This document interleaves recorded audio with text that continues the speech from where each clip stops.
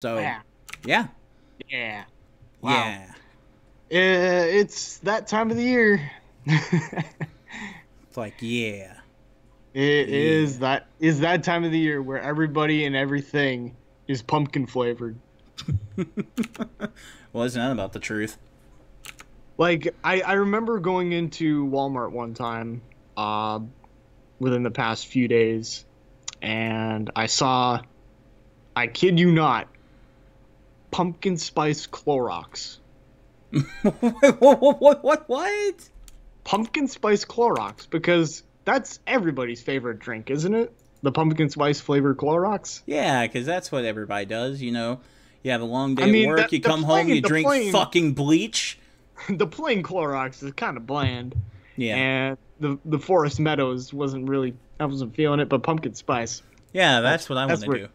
yeah. Yeah, just got off work, here doing this podcast with everybody. I got some bleach in my cup. Let's go. Oh my lord! Like everything is pumpkin spice flavored. Like it's.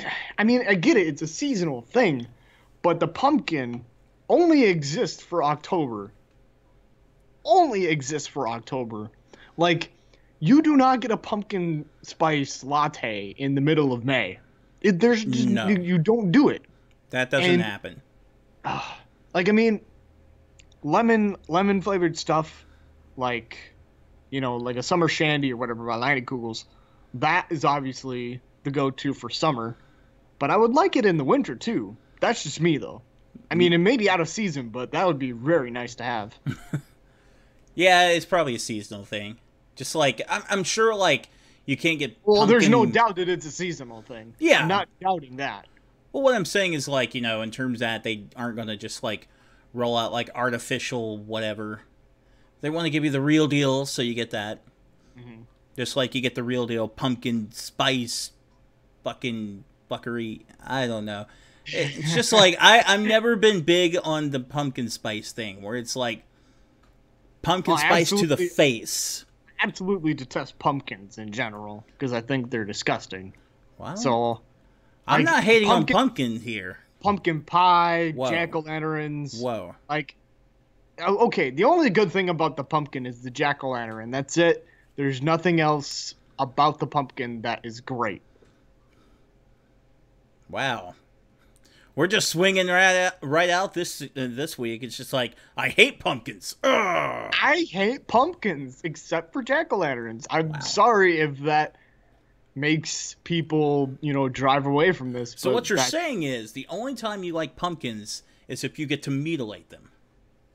Absolutely. Okay. That is the truth. Just making sure we're setting this precedent and we understand what's going on here. So Right. it's fair to say. It's fair to say that the only time you like dealing with pumpkins is when you get to mutilate them. Yes. Okay. Okay. So if there were ever pumpkin people, it would be a bad day for them if you were around. Well, it's a good thing that we don't live in that universe, Patrick. Otherwise, I would be locked up away for murder. Yeah, that's Because it's a good thing that the headless. Well, here's the thing, though. If the headless horseman were around and he has that jack-o'-lantern on his head, I would totally kill him. Because if he's not in jail already. I think that's a little easier said than done in that scenario, though. You Well, can't I just mean, like you got walk down the guns. street and be He's like, got- "Yeah, headless horseman, murder, done." Well, obviously, because we have guns, he doesn't. You don't bring a knife to a gunfight. Have you not learned anything in life on all Well- this time on Earth? Well, the next time like a fictional being comes at me, I'll make sure to have my Glock and be like, "Yo, let's back it up." It's true. It's true. You don't bring a knife to a gunfight unless it's a bayonet. Then you got a 2-for-1 combo right there. A twofer. Oh my god. Ha! Ah. All right. What is Well, happening here? I don't know. What is this mess? I'm just making sure you're recording right now. Oh yes, we absolutely are. Okay. Well, then this is Super Reset Brothers for October the 13th of 2016. I'm Tanner Larson. With me is Patrick Breeden, and we get to talk about some people's favorite time of the year, Halloween. Halloween is a month-long tradition on the face of the earth. It usually was one day back in the past, but now it's just a whole month-long tradition with Yeah. with baseball as well. October is only really good for two things: Halloween and baseball. That's really great. I guess it's only good for one thing for me. Uh, Baseball is great, Patrick. It's really great. So, Yeah. see, that's what we call the joke. You have to laugh at those. Ha ha ha ha ha ah. Yeah. See, he's in the mood. He's in the mood. But we really want to talk about games that are great to play on Halloween. Mostly horror-based games that really dominate this lineup. But for those who don't know or are not aware, on Twitch.tv, every single year, Dan's Gaming does a month-long horror month. Like, he shows replays of past events. He plays horror games again. It's a month-long thing. It's 24/7. It's very, very cool. Yeah, so if you want to go check that out, Dan's Gaming. Twitch.tv/Dan's Gaming. And I think some of the proceeds go either to him or to a charity. I can't exactly remember that for certain. Well, either way, that's really cool. I didn't even know that like anybody was doing that. So No, he's. I would say Dan's Gaming is fairly known for his horror month. Oh, sweet. So yeah, go I'll check him definitely out. check it out. Very, very big channel, but mostly known for his horror month. But let's go ahead and dive into some games that are good to play on this month. I'm sure my list is going to be far and away different than Patrick's, for I would sure. hope so. You don't even know the half of it. Let's go with the first one for me. And I Okay. think right now it's a little bit more topical than ever. Overwatch, because Overwatch released a new patch today on Tuesday for the Halloween themed event that they're doing through today through November 1st, where there are some new skins for Junkrat, Mercy, Roadhog, and Reaper.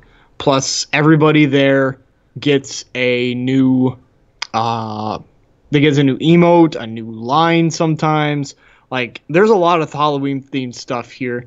And unlike in the summer games, when they had that last event, you can actually unlock some of the skins and voice lines and all this other Halloween themed stuff via credits that you earn in the game. So you couldn't do that last time with the summer game stuff, so they kind of caved in with the Halloween event, so you can unlock using the credits that you earn in the game if you wanted to. But besides that, there's a new brawl called Junkenstein's Revenge. So it's basically like a horde mode defense where you have 4 characters, and those characters are Ana, Soldier 76, Hanzo, and McCree, and you have to play defense against Roadhog, Junkrat, Mercy. Mercy comes up in the final area, so don't even worry about Mercy then.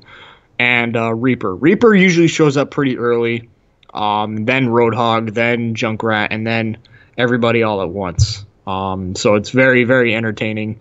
Kind of challenging, too. Even on easy difficulty, it is a little bit challenging, because you can lose track of one side pretty easily.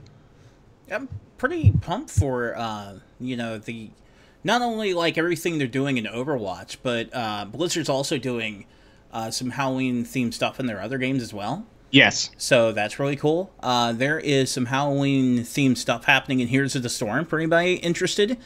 And then, of course, everybody who's a big WoW fan knows about Hallow's End. Mm-hmm. So it's almost time to take down the Horseman. And there is a super, super rare drop that happens with him that like everybody tries so hard to get.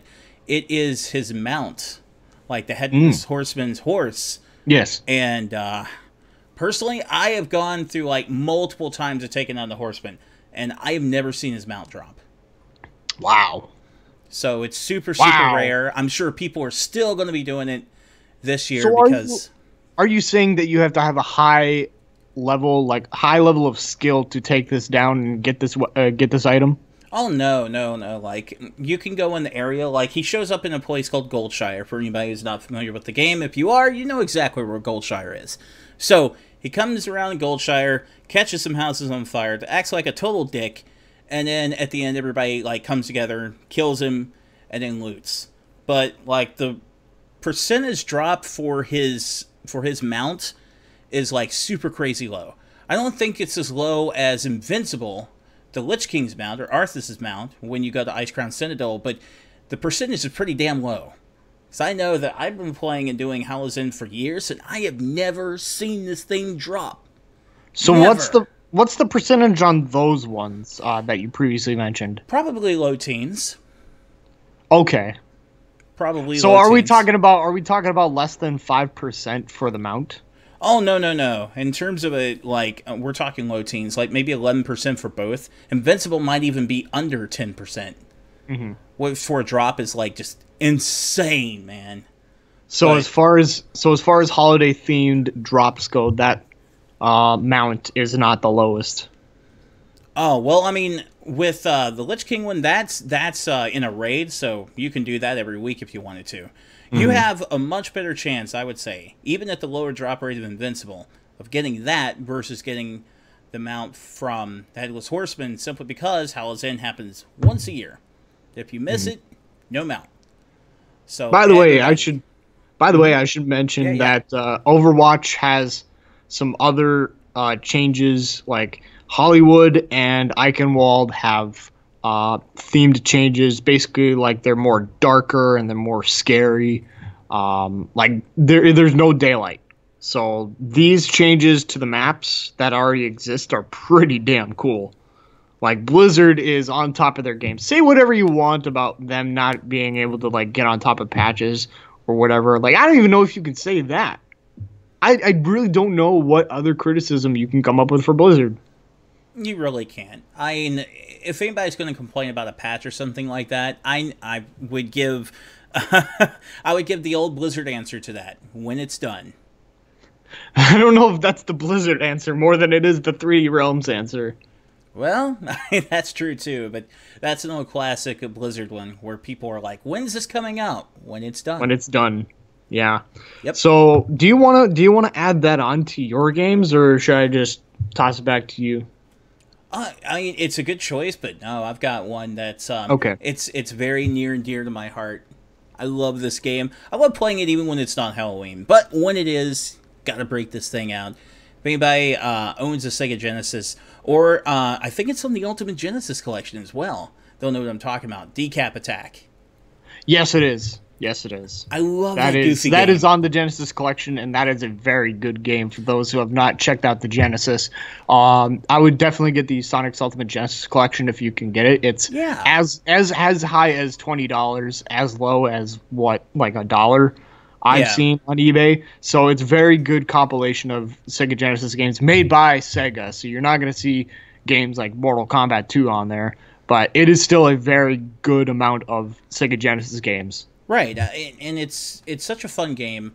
It's got a lot of like lighthearted silliness to it because I think it was developed by a UK developer, so it's got that kind of silliness to it. But it's a fun platformer in terms of like the different things you could do, the different stages that it presents. So much goodness, and it definitely has like this Halloween undead theme without punching it down your throat.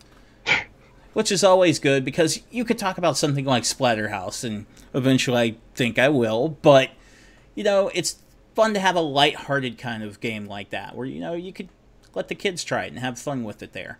Mm-hmm. So And it's a very good Halloween themed game for all ages. So Yeah. that's something that it has going for it, and it's one of the top 10 games I would say on the Sega Genesis that were made by Sega. plus you just gotta love the protagonist. The guy's Oh, name is Chuck D. Head. Yep, Chuck D. Head. It's a clever name. I will give him that. That's very clever. But this game ranks up there with games made by Sega like Ristar or Comic Zone, even Sonic the Hedgehog, Kid Chameleon as well. Yeah. Well, I know it's got like its group of people who are hating on it because I found like people who didn't like the game at all, and I was kind of shocked by how many people Because were of just its like, platforming? I don't know why they hated it so much. I guess maybe that was it, because they thought it was kind of subpar platforming. But I agree. It can get tough as the stages go on because it could use a bit more polish. But Yeah. I still liked it. Yeah. I still thought it was a lot of fun. It's definitely fun. It does have some clunky moments with the platforming, but it is definitely one of the more enjoyable games on the Genesis, because Genesis can be known for some bad games, like most other consoles, I think, can. I don't know of a console that has a blemish, or doesn't have a blemish on its record, I should say. But Don't invite yeah. the Dreamcast maniacs in. Just don't do it. Yeah. Oh, there are some blemishes on the Dreamcast. Trust me. Yeah, they probably argue there that. is no console that is unscathed. There Oh, really I isn't. agree with you. I'm just saying, like, the Dreamcast fans, they won't have such blasphemy. Oh, right, but that's another discussion for another time. Let's go ahead and move on to the next game that I have on my list, and that is Sonic Adventure 2 Battle. So, the lone reason why this is on the list. and I Okay, think yeah, Patrick, you're gonna have to sell this to me. the lone reason why this is on the list is because of Pumpkin Hill, which is a subpar level in video games. It's very below average, but the music is catchy. The music is pretty catchy. It's Halloween themed, and that's about all I have for it. But Wow. if you have a save like loaded up on a memory card for Sonic Adventure 2 Battle, like if you've beaten this game and trudged through its awfulness, or like mediocrity, I should say, then Pumpkin Hill is the one to revisit every single year in October. Just because of its, like, you can say it's an ironic or like a meme or whatever, but it's basically that defines what Halloween is for in video games in some ways. Fair enough. Okay. I guess I'll allow it. You'll guess. Well, it's my list. It's my list. Why are you fucking saying like I'm gonna not allow that on your list? Because in terms of it, I am the king of Halloween on this podcast. And I'll let it slide. I'll let it slide. King of Halloween. Like they just go around and like you have a jack-o'-lantern scepter or whatever, or you have like a witch's brew. Yes? Why are you trying to take this from me when you know it to be true? What's your second game? What's your second game on the list? Second game is one that I think a lot of PlayStation enthusiasts and PlayStation fans are going to remember, because it was pure badass and it launched an entire series of games. And that is Legacy of Kain Soul Reaver. Ooh. So good. So good. Ooh. Yes. So go ahead and talk about that one. In terms of it, a lot of people who got to play Blood Omen Legacy of Kain heard that there was going to be a sequel, Soul Reaver, and they're like, okay, sure, why not? But then they heard it was going to have some, platforming aspects of its own, and that's when I'm sure it, especially for me, it got a little weird, because the gameplay for Blood Omen Legacy of Kain didn't really call for any type of platforming or anything like that. Matter of fact, it was just, it had that kind of top-down dungeon crawler RPG kind of thing going on. And then you heard that that's going to change drastically in what was considered the sequel. Silicon Knights didn't want anything to do with it. They didn't want a sequel to happen, but lo and behold, it did. Mm-hmm. So, why is it so good? Because in terms of, if you really like the kind of dark atmosphere that was created in the first game, Blood Omen, not only did they take that world and flesh it out by giving the 3D aspect, because 2D versus 3D, of course, but they just cranked it up to 11 in terms of everything going on there. Mm-hmm. So good, and to know that, like, you're playing a Devourer of Souls. That's what he is. He is a burnt-to-crisp Devourer of Souls. Getting his revenge, tearing through the hierarchy of the vampires and taking them down. What more could you ask for in Halloween? Seriously. Well, I could come up with another one. If you're, are you done talking about Legacy of Kain? Yes. Okay. Well, I was gonna bring this up later on, but Blight Me in the chat. I almost said Bite Me, but it's Blight Me. I read that correctly. Yeah. Brought up Costume Quest, which was a game made by Tim Schafer. Tim Schafer. Yes, Tim Schafer.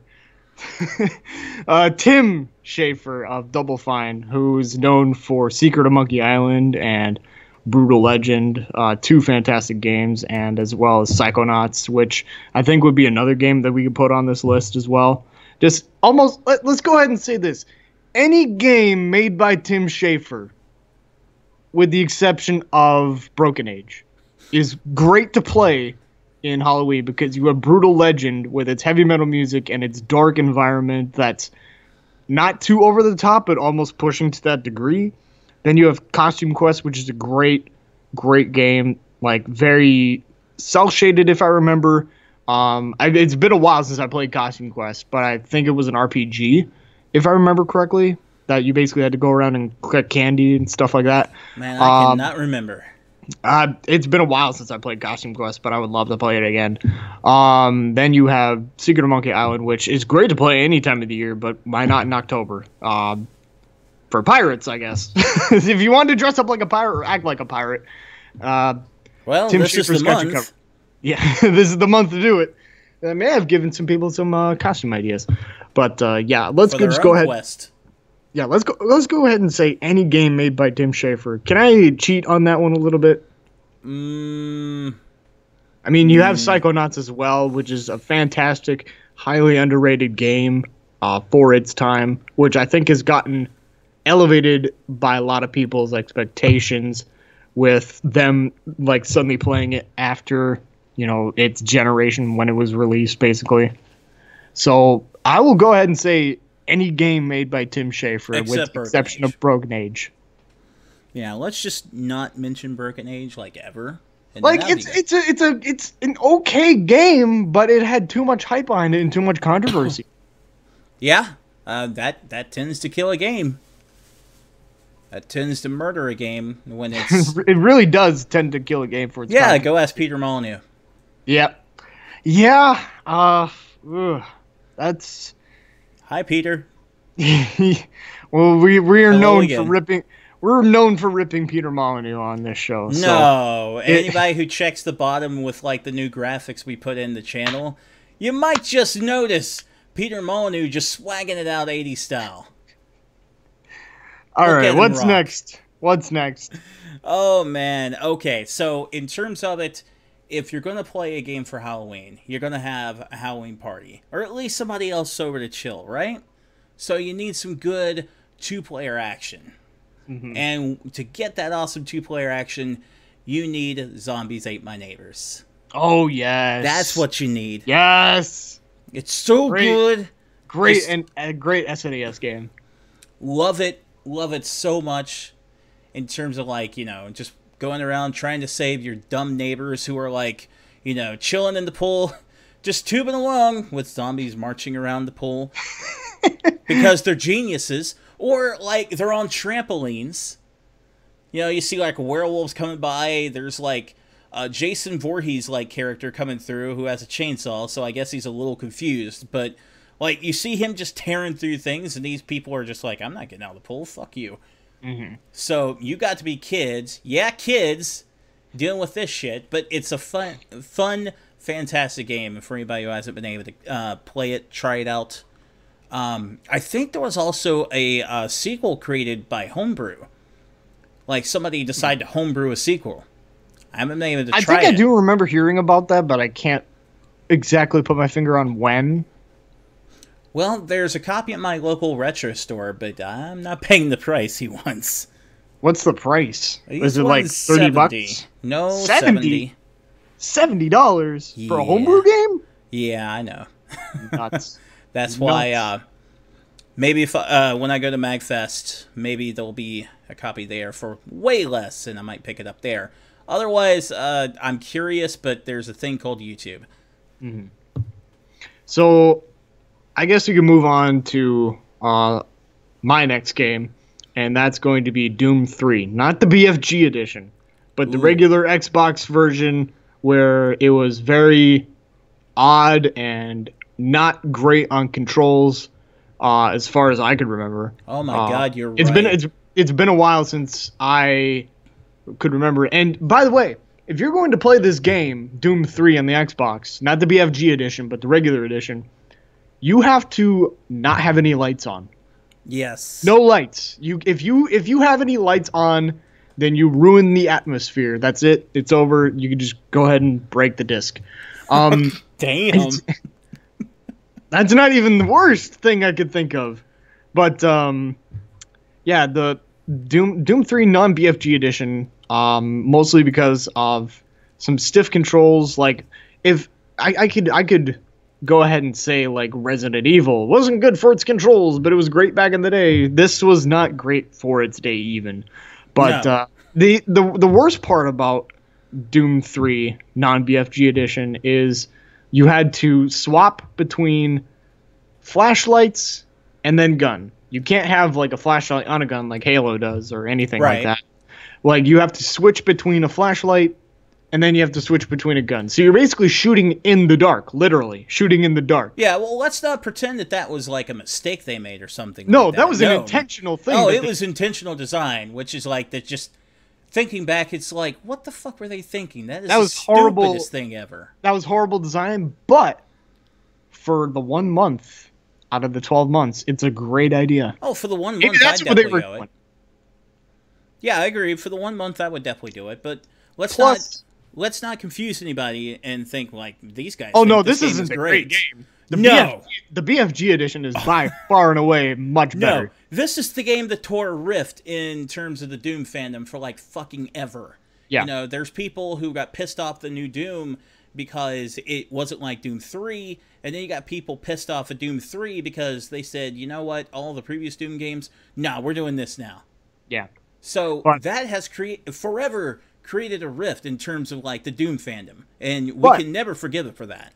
But I will say this, it's still Doom.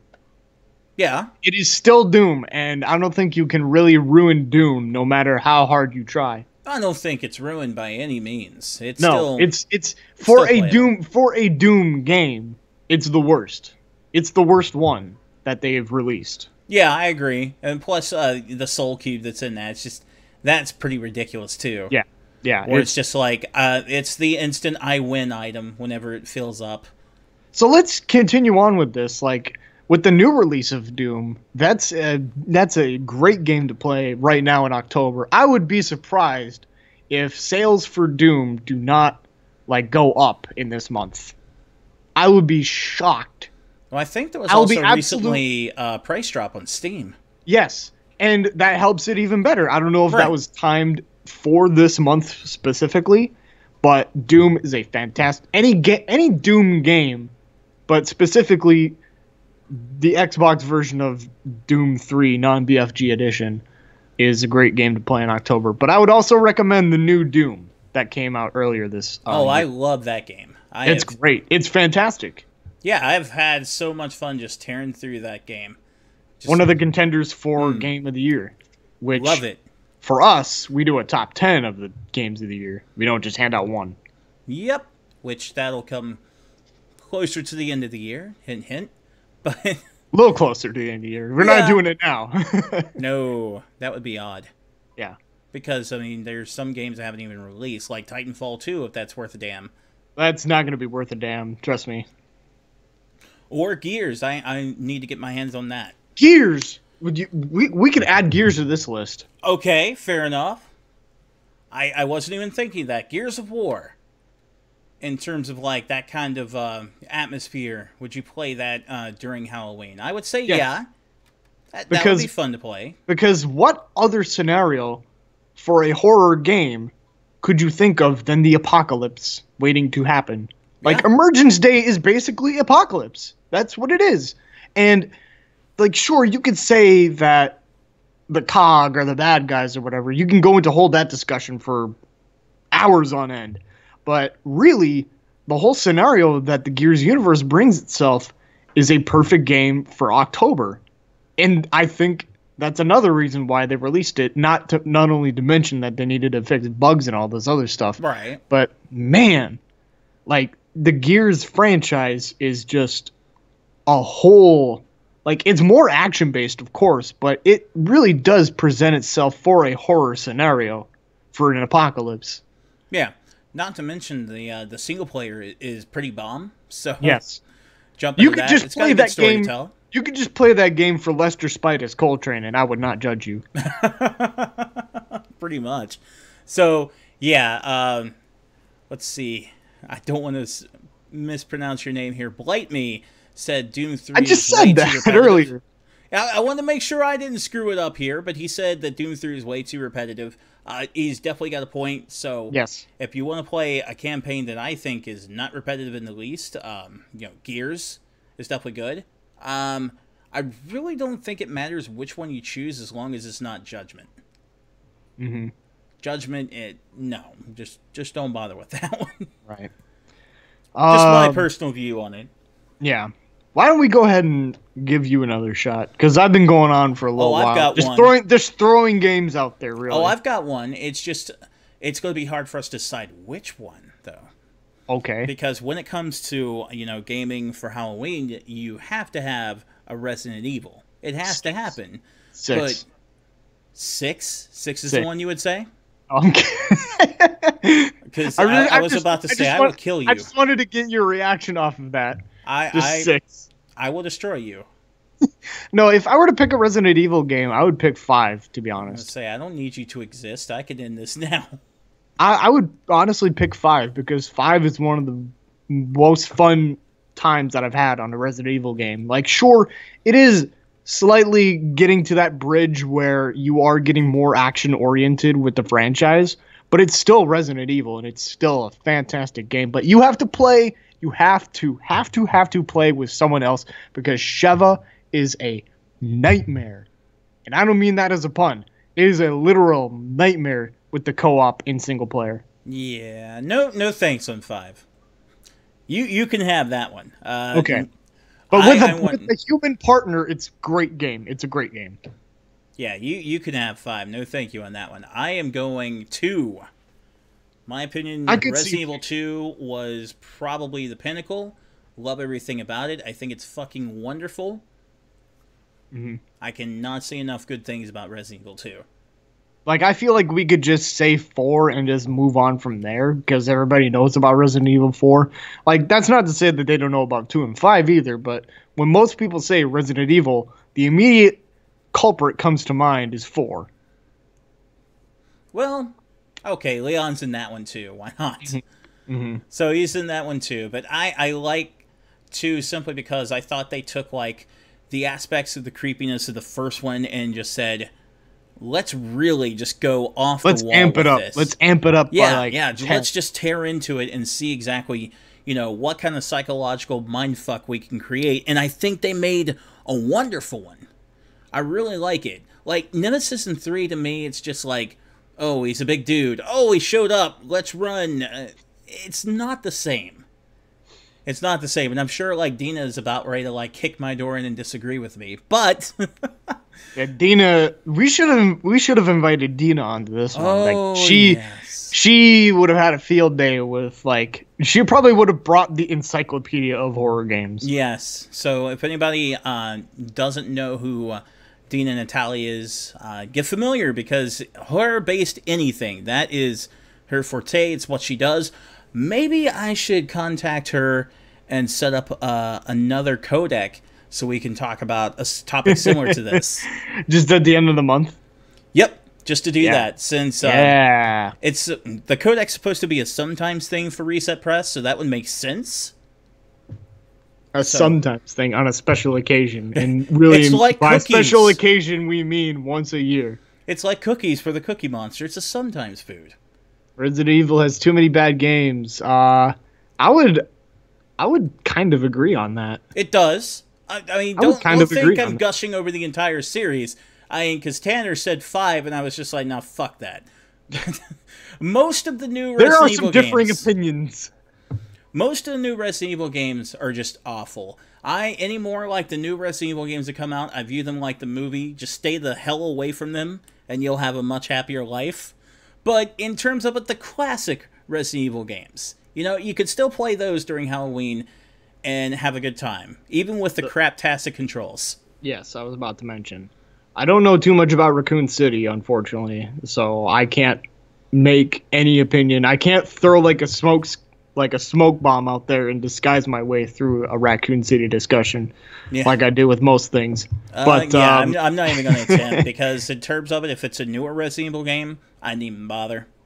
But you mentioned Mindfuck earlier, and the one thing that comes to my mind when that is brought up is Sanity's Requiem, Eternal Darkness. How did I know you were going to say that? Because that's, when that comes to my mind when we're talking about stuff like this is, Eternal Darkness, Sanity's Requiem. And we mentioned the developer on that earlier, and that is Silicon Knights. It's the only game so far to be rated M by mature under Nintendo's publishing, and it is definitely a 1,000 batting average, I would say, for rated M games made by Nintendo. And it is just anything you do in that game, you think you're doing the right thing, and you just clearly it really does mess with your mind. Whether it's the infamous screams in that game where it's heard randomly, or the BSOD that's famous in that game. It's one of those games that you just have to really kind of sit down and study the game, because if you most people would go through it blind, of course, but anybody who plays that game blind first time around, I'm sure is going to get a game over. I don't think anybody who played that game for the very first time beat it in its entirety on the first playthrough. It's a second playthrough game. You have to study your first time around. Okay, what can I do here that will not cause me to get a game over?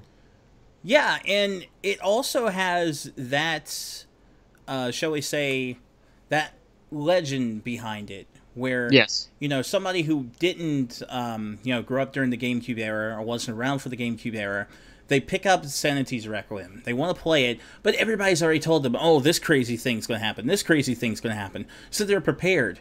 Now, imagine playing it for the first time when GameCube was the console on the market. It wasn't last gen. It was current gen. That's the first time I played Eternal Darkness. And, I did a blind playthrough, of course, because brand new game. And this stuff started happening to me, and I was just this is the craziest fucking game I've ever played.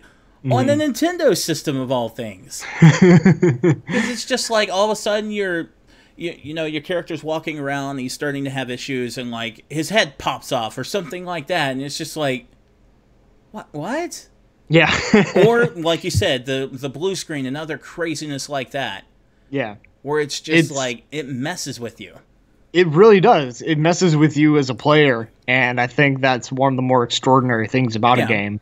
Whereas if it can get into your psyche, that's how you know it's a good horror game. Oh, that's not even the kicker on that one. The part that really messes with your psyche is when you're going through the mansion trying to find different things to progress, and you hear these whispers. These mean, cruel-ass whispers the whole time. I had a buddy who tried to play through that at night. He turned the lights off. Dead in the morning, 2 a.m., trying to do that, and he's I couldn't do it. That's what he told me. He's I wussed out. I couldn't do it. And I was I wouldn't even bother. The poor bastard. Oh no, you just, no. Just, you don't. Well, he did kind of ask for it. Of course. You're just I'm going to be Billy Badass, and I'm going to jump on this. Yeah. Nope. I don't think it's going to end too well for you. But let's talk about Nintendo for a little bit on this, because there are two games that Nintendo made for the GameCube that really put an emphasis on Halloween. One more so than the other, obviously. The first one I'll mention is Luigi's Mansion, which was a launch title. That game, you basically have to go and save Mario and clean the whole mansion that you mysteriously won of ghosts. So it's a very Halloween-esque game, Oh, even though it's absolutely. not really like supposed to be based around Halloween. Like it could be taking place any time of the year. Like let's say Yeah. July. It's Mario Ghostbusters, though. I mean, how It can you is go Mario wrong? Ghostbusters, which is another great game to play in Halloween. Is Ghostbusters a video game? Because that's a very underrated game. Like it's Gears of War with the Ghostbusters cast, but it's fantastic. There's nothing wrong with It's a that. great game, and the sad thing is, for anybody who wants to try the Ghostbusters game now, you're going to miss out on the best aspect of the game, and that was the online multiplayer. Yeah, that's Damn, that was so good. It was so that much was fun. it was good, and that was short lived, to be honest. Yeah, it's dead now. I haven't tried it, so I can't say for certain it's dead, but I will say I'm going to It's be shocked if I can get into a game. Yeah, I'll be shocked if I can get into a game with random. But But yeah, Luigi's Mansion for Nintendo was like just awesome because in terms of it, Nintendo usually comes out of the gate with something like, fun and cheerful and bright and colorful with their launch titles for their system. But nah, with the GameCube, they came out and was like, here's Luigi's Mansion. And it's just like, wow, okay. This is this is different, Nintendo. oh, I'm sorry, I'm just reacting to what the person said in the chat here. The ghosts in Luigi's Mansion were the souls of all the people that turned into the block that he and Mario killed in Super Mario Brothers. That's amazing. That's a fantastic fan theory. I love That's that. awesome. And That's then, a speaking good of fan fan theory. theories, what about the one where the theory that in one of the rooms you see like lightning flash, and it looks like a silhouette of Luigi hanging himself. Wow, I didn't know about that You one. didn't hear about that? No. Yeah, I mean, Wow. there's been some photo evidence of it. But I don't know if those have been photoshopped or anything, but that's just like if that's true and Nintendo put that in, damn, that's creepy. That is creepy. That Like is like I feel more like that would savage have than they could ever be. I feel like that would have to be with early versions of the game because I feel like that would have been removed in like the player's choice if people had caught on at that point. But I don't know about that too much. But another game I was thinking of was Animal Crossing because there are certain like real time events that are based on the clock of the GameCube that you can go ahead and do, and Halloween is one of them, of course. Oh And yeah, the Halloween event in Animal Crossing is fantastic. It's tons of fun. It's very lighthearted, and it goes with that Nintendo charm. It's just like it's lighthearted fun for such a very supposedly creepy time of year. yeah. I mean, that's the thing that Nintendo does with something like that. Even with Luigi's Mansion, going back to that really quick, you've got this creepy idea.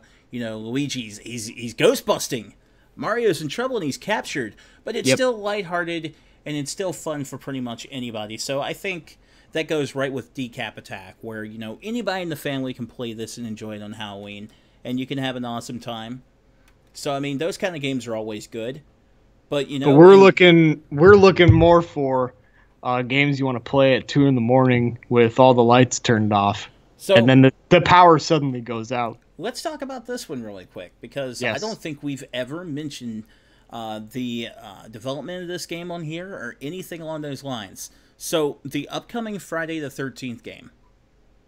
Ooh, yeah, I've heard about it, but I didn't really pay too much attention to it because I thought it was just like, oh, Friday the 13th. It's gonna be like the last game. It's gonna be a piece of crap. But that's a No, very it's not going to very be like silly. the NES game. Holy That's a hell. very silly thought to have if it's Yes. going to be like anything like the LJN piece of garbage. Oh my But, god! I burned my house down. Yeah. Anyway, so obviously a lot more about this than I probably do. Yeah. So basically, the way it is played is like it's a multiplayer game, by the way, where like multiple people are supposed to play together. You've got like Is it kind of like H1Z1 where you have to like stay and survive and then you're all trying to work as a team or something like that? well, there's some players that are working as a team against the one guy who's playing Jason. Oh, So yeah, Yeah, it's the people's. Yeah. The counselors are supposed to work together to try and get away from Jason or beat him, and Jason's supposed to just go around and fucking kill everybody. yeah. So it turns Yeah. out they've been showing like some different gameplay bits and everything, and it seems pretty awesome. And they said, yeah, you can beat Jason, he can be killed in it, but it's going to take teamwork, and it's going to be really, really hard to do. I want to see a 1v1. I want to see a 1v1 and then Jason losing. That would be amazing if that happened. If Jason just loses in a 1v1 battle. Oh, that would be nuts. I guarantee you someone's going to do that. Someone is going to do that, and then it's going to get like 10,000 retweets on Twitter. Yeah, you see like like one guy run out as a counselor with like a pitchfork or something up to the guy playing Jason and be like, 1v1 me, bro. And then actually and then he wins. Him. Oh my god. That's going to happen on Twitter. I guarantee you it's going to happen. But let's mention another game kind of like that. Kind of, I want to say inspired by Jason Voorhees and a Splatterhouse, as you mentioned earlier in the series or the podcast. But the series is very violent. Like this was insane. People don't give Splatterhouse enough credit, where Splatterhouse was one of the main reasons why we have an ESRB now. But most people attribute it to Mortal Kombat or I don't know much of any other game other than Mortal Kombat that Mortal Kombat led the charge, but it wasn't the only game. Splatterhouse was definitely on there.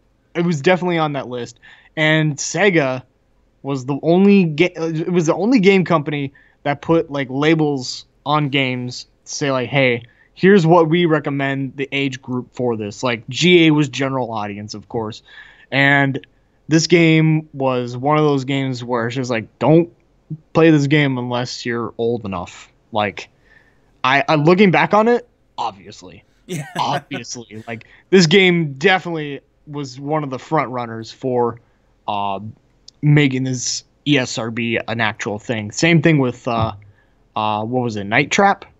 Yeah, I think that was another one that kind of fueled it because it really had that kind of like kind of a rapey vibe going on.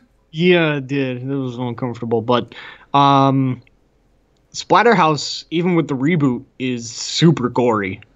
Yeah, like it's super. That's its big thing, and not to mention, with that, in Japan, copyright law is a bit more lenient, so they just totally ripped Jason Voorhees off and made him the protagonist of the game. So that was insane too, and like, it's a side-scrolling beat 'em up where you just like tear the shit out of things. And then like in the first game, I think like you get to right at the end to save his girlfriend, and she actually turns out to be like a mutant now, and you gotta tear into her too. You just murder your girlfriend. That's what you do. Have you played Affected yet? I personally have not. Tanner, have you? I haven't even heard of it. No, I haven't heard much of it either, but in terms of it, if you think that's something that we should be playing on Halloween, then I'm going to go ahead and agree. Let's add it to the list. I know there was one game, and I remember seeing this on Dan's Gaming. I can't remember the name of the game, but it was entertaining as hell. Like, there are some corny bits and pieces of it, but overall it is a very horror-themed game. Like, it's it's a PC game, and it's full motion videos and all that. You play as like it's this outsider, and then you go in this community, and then everyone's kind of brainwashed. It's kind of like what Hot Fuzz was with that kind of like community. It's like, you got to do this for the greater good and all this other stuff. The greater good community where they're greater good community and all that stuff. Yeah, and you it's like, escape. You're going to threaten our status quo. We'll just kill you. Yeah, and you have to escape the community with a person or two, and they won't let you leave. Like, you have to go and do these other things. There's one instance on there where a lady lives with bees. Like, literal bees. Wow. Like, she is the queen bee. And if you kill her, the wasps are going to come after you unless you, like, leave the area or whatever. That's hardcore.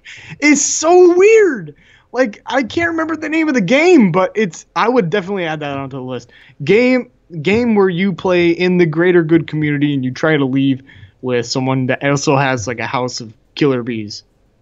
Well, that's really interesting. You mentioned the whole community aspect of like, something horror related, because I know that was an aspect in Resident Evil 4 But along with that, it's also really, really big in Bloodborne, too. And Bloodborne, the way that's going on there is, like, people who are getting, like, sick and ill, they take this old blood that was found. But what people later find out when it's too late is, you know, using the old blood, getting a transfusion with the old blood, slowly transforms you into monsters. So you're one of the people who come in, you're sickly, you take the old blood, and they're like, well, now you can't leave the community. You have to become a hunter and slay these monsters. So that's a really cool aspect. And yeah, Bloodborne wouldn't be bad for this list either. I mean, if you can take the heat of a Souls game. If you can take the punishment. Yeah, if you can take the heat of a Souls game, because it's not easy. It's going to beat you down. It is a dominatrix in the video game world, where you give it money and then it just beats you up. And then it just suddenly grows legs and walks out of your house with your money. Yeah. Well, that's what that game does. I think the reason why people are so, like, not only for the challenge, because you always hear, like, the people just jerking off, and they're like, oh, it's so challenging, I'm so great at this game. Ignore those guys. It's the story that they're telling. It's got a really amazing story. And for anybody who wants to learn more about that, I would recommend a really cool YouTuber. His name is VaatiVidya. So that's VaatiVidya. He does read-throughs and all sorts of cool stuff like that. So you will get caught up with the story, and he will make you love it, I promise. I think one more game we can add to this list. It's an oldie but a goodie. Alone in the Dark. Okay, fair enough. Not the reboot from, like, what, 2006? That was awful. That was fucking awful. It does have some memorable lines. Like, I'm the fucking universe. But no, and then there's another line, like, I don't have your stone, and fuck you anyway. Like, that game is just full of memorable quotes, and just so much cheesiness. But the old Alone in the Dark, where it's very reminiscent to, like, Prince of Persia, and what's the other game I'm trying to think of? I can't remember, but okay, fair enough. Well, I mean, it has that, like, art style, and Alone in the Dark was one of the main reasons why we have this genre, is the horror genre, and there are so many traps and tricks that'll get you on your first playthrough, maybe even on your second playthrough. So I feel like Alone in the Dark. Shut up. I fucking hate my accent so much. Alone in the Dark. Yeah. Alone in the Dark definitely deserves to be on this list. All right. I'm going to mention one more because we're getting a little long-winded here, but I would say pretty much I'm saving this for the last one simply because you have to play this if you're going to do a Halloween game marathon. You have to. There is no workaround. You have to play Castlevania. How did we go through this podcast and not mention Castlevania? Not once, but not once. That's what you got to do. You can have arguments over which one. That's fine. You could say, well, I'm leaving Castlevania 2 out because it's just bad. Okay, fine. Or any of the later ones, you can leave those out. That's fine too. Castlevania 1 and 3 will, not steer you wrong at all. Symphony of the Night. Yeah, Symphony in the Night. For anybody who loves the Metroidvania style, you should absolutely play that. It's fantastic.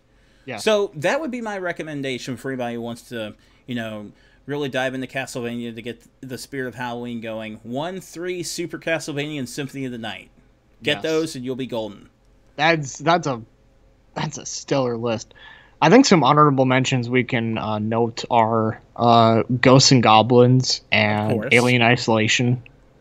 Yeah, because that's got the aspect of, like, oh shit, the Xenomorph's going to tear you apart. You have to basically, like, survive the Xenomorphs, and Sega did a great job on that game. Yeah. Let's not beat around the bush. Sega did a fantastic job trying to redeem the whole franchise of Aliens after Aliens like Colonial Marines, was it? Was that the disaster? Was that the dumpster fire? Yeah, Colonial Marine was the dumpster fire. Initiated by Gearbox, and then they did a song and dance and tried to say, oh, not us, we hired these guys.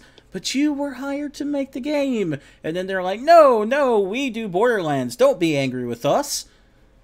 Yeah, another one, I guess, to throw out there is Altered Beast for the Genesis, which doesn't really have a whole lot of Halloween themed on it, but I mean, it does kind of fit. Altered Beast? Yeah. I mean, he's got a point in chat. He does there. have a point. He does have a point because, your character's dead. He's fucking dead. Rise from your grave. Exactly. So he comes back to life. He now has the ability to turn into a werewolf, tears into stuff, and it just goes nuts. I mean, and I can't really say that there are any levels in that game that are like bright, shiny, happy. It just doesn't happen. It's not there. Not there. So, yeah, I mean, I could agree with that. Good call out. Or if you're playing the Genesis version, rice for your grain. The audio quality on the Genesis version is not great. Yeah, that didn't transition over too well. In fact, Altered Beast is on the Sonic's Ultimate Genesis Collection. This is where we come full circle. Mm-hmm. Can't you unlock the arcade version? You can unlock the arcade version. Okay, good. So you can compare the two and eventually be like, the fuck, Sega? Yeah. It's all that blast processing was great. Oh, blast processing. You can't handle it in your house, man. That's why the Sega Genesis is the scariest console of all time, is because of its blast processing. Genesis does. Stop making consoles. Oh, Lord. Bram Stoker's Dracula, I guess, is one that we can throw out there, kind of. The game kind of played. No, we're not going to mention that because it's a terrible game. It's like, It's unplayable. Now, watch the movie. Absolutely watch the movie. Movie's great. Movie's fantastic. The movie's great, but in terms of it, like, we didn't mention Nightmare on Elm Street game because it's ass. There's a lot of there's bad horror games. Oh, I know. I went James Rolfe on that one. Nightmare Before Elm Street game, it's ass. Fuck it. Yeah. But it is bad. It's really bad. It is kind of bad. It's and just...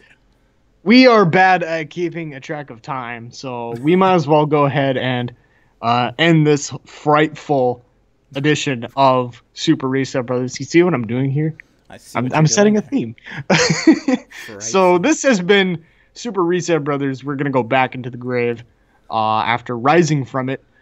This has been Super Reset Brothers for October the 13th of 2014. Wow, I'm time traveling too. Wow. Blah! Okay, I'm Tanner Larson. And I am Patrick Breeden. And I need to work on my talking skills and speaking skills as well. So you have yourselves a good one. Bye. I didn't have anything funny in me. I didn't. You never do. What? I take that as a personal challenge. I am going to do and say something that's just going to, like, blow your mind. I don't know what, but it's going to happen. Really, good luck. Good luck. These insults. I can't take it. Man, we're supposed to be Reset Brothers here. Damn. Brothers fight sometimes. That's true. And right now, I hate you so much. Oh, you know what we should have mentioned? Killer Instinct. Yeah. That's I mean, it does have some jump scares in there, like with Shadow Jago and Hisako. Yeah. Plus with Sadira. Sadira is basically a Spider Queen. It's got some good stuff, but at that point, if you keep going and keep mentioning stuff, it's like, when do you stop? When do we stop at that point? Because there are so many games. Yeah, there's like so much Halloween. stuff. There's just so much good stuff, and I don't think, like obviously you want to go with the horror theme, but I do think that we put in some good lighthearted material in there that's still Halloween themed. Definitely. And for anybody not familiar with what's going on here, if you're watching at the given moment, this is the after party. This is the part that doesn't go into the edited podcast. Oh yeah, Five Nights at Freddy's. The reason why I didn't mention Five Nights at Freddy's is because, well, I'm just going to throw it out here. I don't give a fuck about that series. It was cool for like a month or two, but then I think what hurt the Five Nights at Freddy's series is because they kept rapid fire sequels. Oh no, it's one guy who has the ego the size of the moon. Right, but I mean, that person, like after the first game, then we have like a second game 3 months later, then another game 3 months later, then another game 3 months later. It's like, when do you stop and take a break? Well, yeah, I and think to me, I it think just the shows. overproduction. I think the Mhm. overproduction Mhm. of that game like really hurt it. Well, that and like if he's going to keep rapid firing these games out, it just shows how damn cheap they are that he can make them that quickly. Yeah, And it just How- cheapens the whole experience. and how quickly they could be imitated if you can do Yeah. it that cheaply made. It's just Which yeah. at first glance, I was kind of shocked. It was just like, whoa, this is like a game that can bring back the horror franchise or like the horror like whole genre or whatever. And then the second game came out. It's like, wow, that was quick. Holy shit. What did he improve on this one? And then I took a look Yeah. at some of it, and it was just like, oh wow, whoa. And then the third game was like, okay, come on now. Yeah, I mean, I'm sure Markiplier has like a picture of Five Nights at Freddy's that he kisses every night and thanks it for creating his career. But yeah, I said it. It's true. But in terms of it, I didn't like it. I thought it was just cheaply made. And dude makes a point in terms of it. It is easy to make those kind of games because it's still frame graphics because it's just a still frame with some animations. I don't even think animation really came into the aspect until he got to like 3. Even then there was some animation, and I don't know if you've seen the new one, dude, like the sister site or whatever. Oh yeah. I've watched a good bunch of the gameplay to see what the big fuss is about, and again, I'm dumbstruck. I don't know what the thing is. I don't see the appeal anymore in what people see in it. It fucking sucks. Like when it first hit the scene, obviously, like it deserved all the praise that it got. Yeah. Like Then then, that was like, it was a new original idea, and it deserved that Yeah. praise then. But now with the rapid fire sequels, it was just, I think, overproduction. Obviously, like Yeah. that hurt it because just you try to boring. capitalize on an idea, which is great, but too soon. Yeah, I agree. It's just it's just like here's these characters and this stuff's going to happen and we're going to add a few other characters and now the degradation is happening and like all these fan theories kept coming out, fan theory, and then like of course the story finally ended and it came out and like showed that this one fan theory was correct and everything. I'm not certain the fan theory was correct, if you get me. I think he just rapid fired stuff out for people to chew on, and then when he found the fan theory he liked, he chose that story. Mm-hmm. I'm not convinced he had that written. I'm really not. No, that you're absolutely right. But like, you can't have 3 done.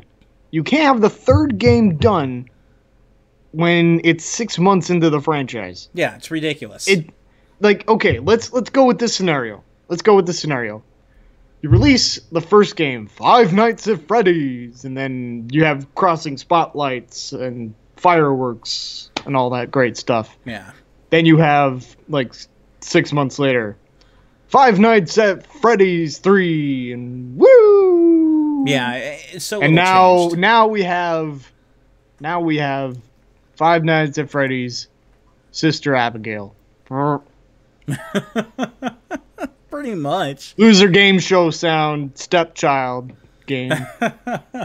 I don't even watch the videos because, like, dude mentioned, you know, all these people doing like the fake screaming and everything. I don't even watch the ones with commentary. I specifically search for no commentary versions on YouTube so Yeah. I can see how the game goes. Because Like it's just people like that Yeah. stuff. That's fine or whatever. I don't care. Yeah, if I'm you looking like for people- like actual gameplay footage. yeah, if you like people reacting to the game like that, that's fine and dandy. I'm not gonna, you know, hate on you for it, but I am gonna tell you, hey, they're acting. Mm-hmm. If they're really that terrified of the game, you know what they would do? They'd turn it the fuck off. That's I what don't they even would know do. it.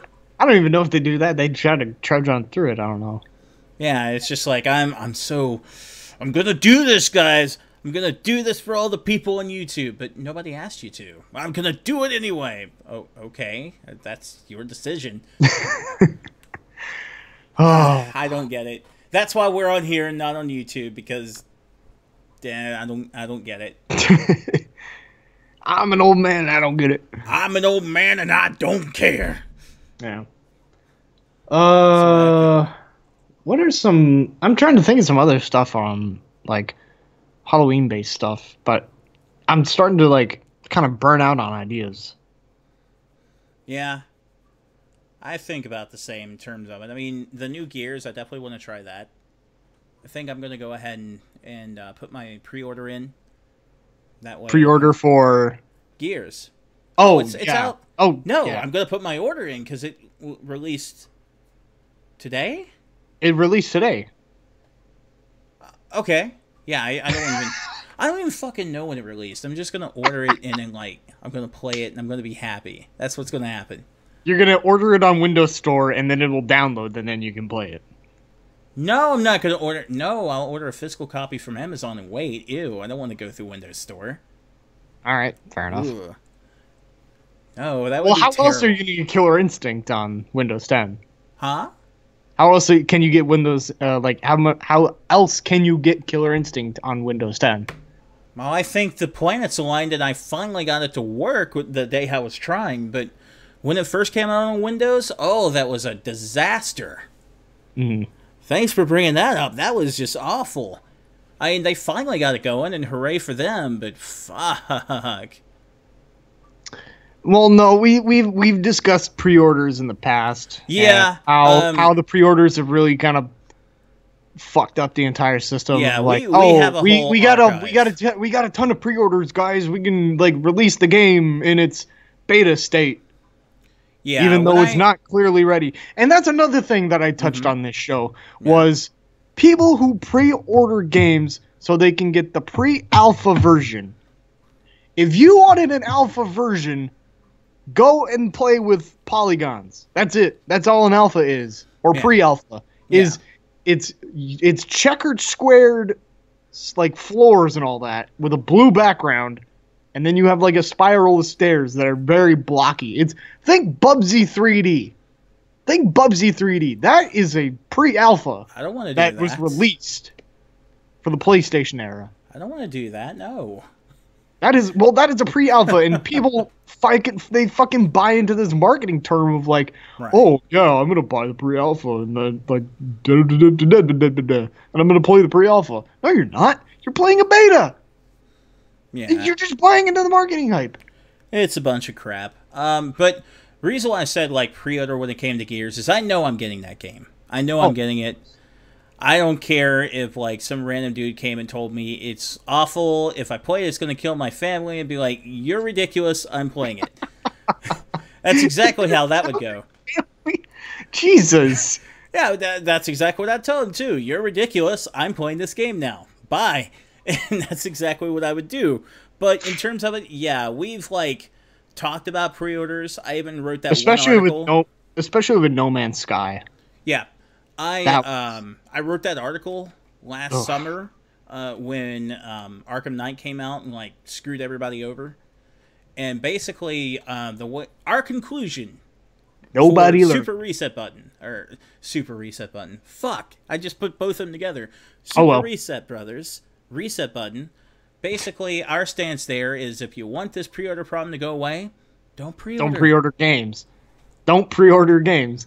Like, people learned... That's simple. Don't pre-order. People learned absolutely nothing from the time between, let's say, Batman Arkham Knight and No Man's Sky. 0 lessons were learned. And 0 lessons will continue to learn. Oh, I feel like an even bigger bitch on that one because, like, I got it after it already came out, and I was talking to Miguel, and Miguel was like, oh, you'll like it. And I was like, okay, sure. Miguel says I like it. So I got it from Amazon, came in, tried it for a day, and I'm like, nope, sending it back. Fuck you, I'm getting my refund. I was like, I don't even think so.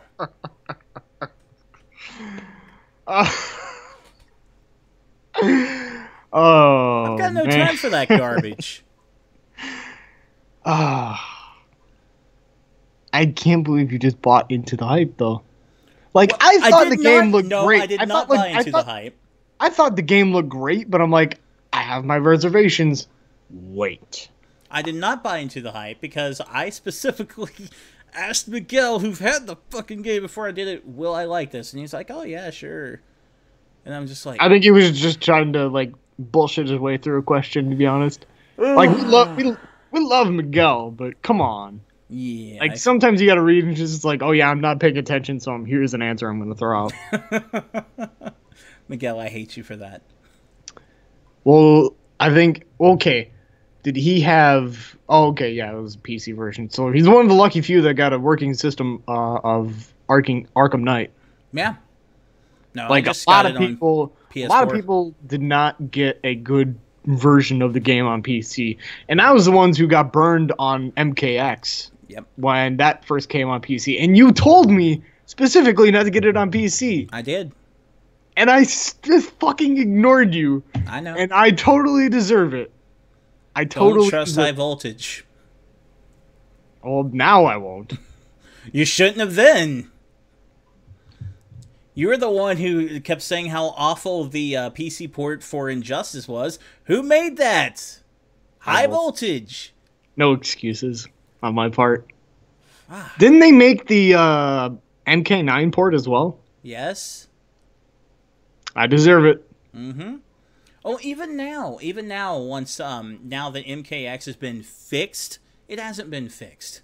I'm like, okay, it's playable and single playable. player, and then like multiplayer is playable there. Here's the problem with it: it's still dropping frames in online, so frame data is fucked beyond belief. It's still not working the way it should. Yeah. For a PC version, it should be much, much better than what PS4 is offering. I don't need to tell you what happens when you're playing a fighting game and frame data is dropping. You're screwed. Screwed. Absolutely screwed. You're 100% right. But I don't know. Like the way the online works for Smash, it may be laggy as hell, but damn it, it's playable. More playable than MKX. Yeah, I was gonna say at least the lag is equal. Like, and when I'm playing MKXL online, like sometimes frame data is dropping from me, and then I get like completely just mauled because there's nothing I can do about it. Sometimes the frame data drops are on the other guy, and I can just run through and maul him, and it's not fair. It's just, it's still a mess. That's another horror game for an entirely different reason. It's because of the frame drops. Yeah, it's terrifying. It's terrifying how long we've been waiting for it to be fixed, and it's still not entirely fixed. Damn.